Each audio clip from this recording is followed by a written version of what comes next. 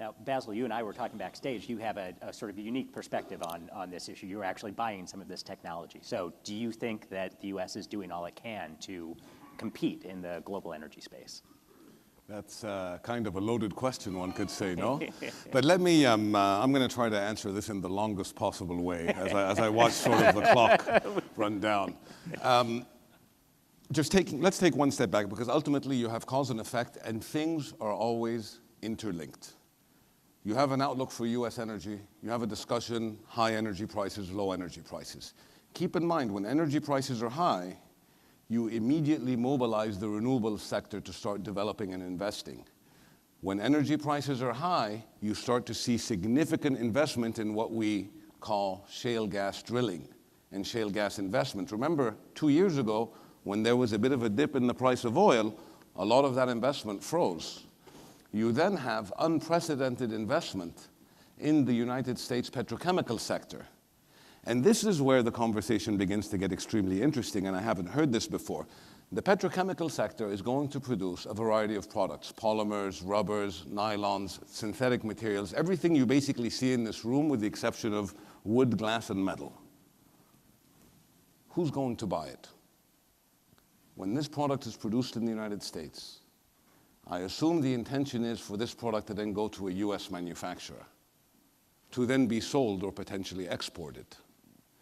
The reality is the buyer is someone like me outside of the United States, a foreign company. And when making my selection, I don't make my selection based only upon the product, because ultimately, this is made here. It's also made in France, it's made in Germany, it's made in China, and it's made in Korea, and it's made in Japan.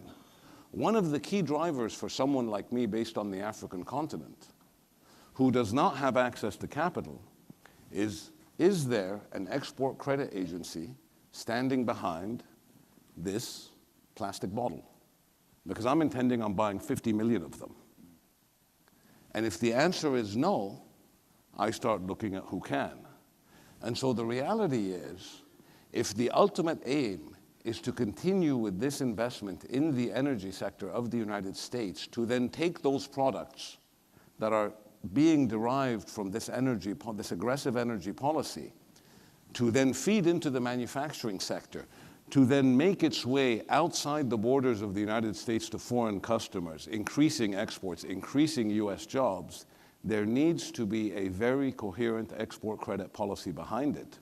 Because the reality is, for the majority of us sitting outside, we are making our selections based on the financing. We effectively reverse engineer this.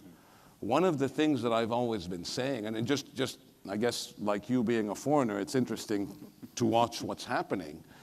I've heard a lot of discussions along the lines of, there are US companies that are benefiting and this isn't fair and what have you. And I keep thinking to myself, this is very interesting, because I'm the one who's actually getting the money, not them. I'm the one who's actually the borrower. And based upon my decision, I'm the one who's selecting either Emerson or General Electric or KBR or Fluor or one of these US firms. It's not the other way around. And so this has been somewhat peculiar for me to see. But the reality is, it is a holistic discussion. You cannot talk about energy by itself without talking about who's going to consume the energy, what are they going to do with it, what are they going to manufacture it, where is this manufactured product going to go? Or otherwise, what's going to happen is that all of the basic materials that will be produced will be exported in their raw form, and you will not see manufacturing take off behind it. Just jump in 1 second, since Sure. this is, and I'll try to fire this up even more. You had made an interesting comment saying that your colleagues your colleagues on the Hill had told you that the hold by Senator Toomey didn't look like it was going to be withdrawn anytime soon.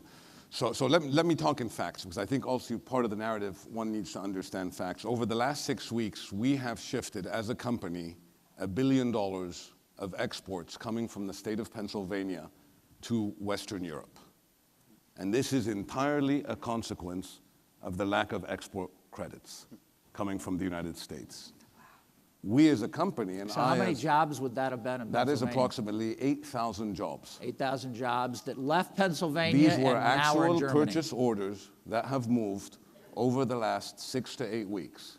I would be more than happy to meet with anyone from the congressional leadership of the Commonwealth of Pennsylvania, if this is a possibility, to have this discussion. The reality is,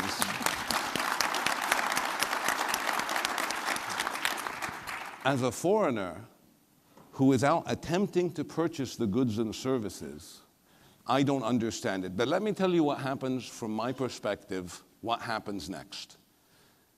If the expectation is that the US multinationals will just watch this business go by and do nothing about it, you're mistaken.